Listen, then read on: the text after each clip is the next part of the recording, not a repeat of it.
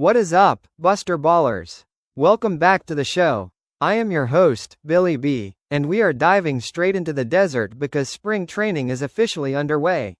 We're coming to you from Peoria, Arizona, breaking down this Cactus League opener between the San Diego Padres and the Seattle Mariners. Now, I know what you're thinking, Billy B, it's February. It doesn't count. And you're right, the standings don't care. But you know what does count? Swings, velo, and who's looking crisp up the middle.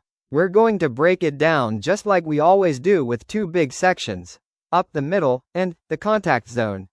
Let's get after it. Baseball up the middle, the spine of the game. First, we're looking at the battery and the middle infield, the spine of the team. And for a spring training game, I saw some things I liked, and some things that were, well, a little messy. Let's start on the mound for Seattle. Starter Haynes threw 2 clean innings, 2 punchies, 0 runs. That's how you start a camp. But the real story was the Mariners' bullpen depth. Taylor and Hop came in and did the job, but they also got touched up.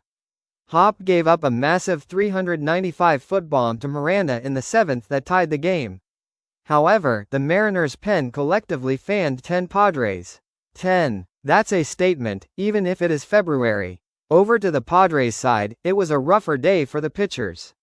Hawkins had a case of the yips in the 8th, uncorked a wild pitch that led a run score. You hate to see that, especially when you're trying to build momentum. Defensively, though, clean sheet, 0 errors for either team. That's crisp baseball. The Padres turned a nice 6-4-3 double play, Bogarts to Castellanos, which is exactly the kind of middle infield cohesion you want to see this early. And behind the plate, no stolen bases attempted. Catchers Pareda for Seattle and Campusano for San Diego kept the running game in check. Good defensive foundation, bullseye the contact zone, hitting and situational clutch. Alright, let's move into the hitting, and specifically, how these guys performed when it mattered. We call it the contact zone. The scoring started early. In the second, Mariners' Arroyo went yard, a 406-foot shot to right center to plate 2 runs. That ball was demolished. The Padres fought back with the long ball.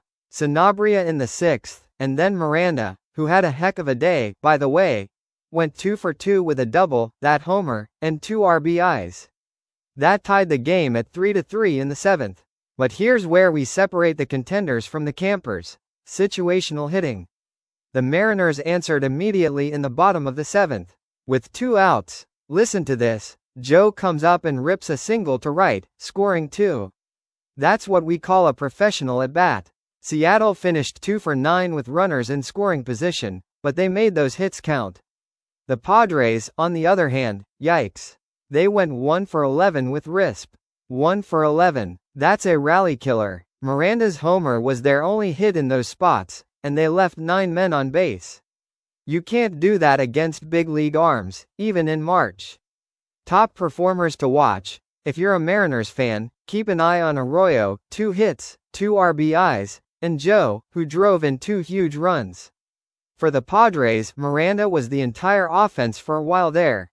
He looked locked in. So, final score, Mariners 7, Padres 4.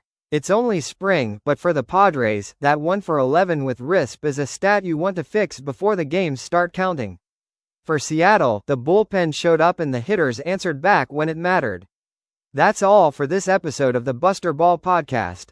I'm Billy B. Stay tuned, stay locked in, and we'll see you back here for the next one. Don't forget to hydrate, it's hot out there.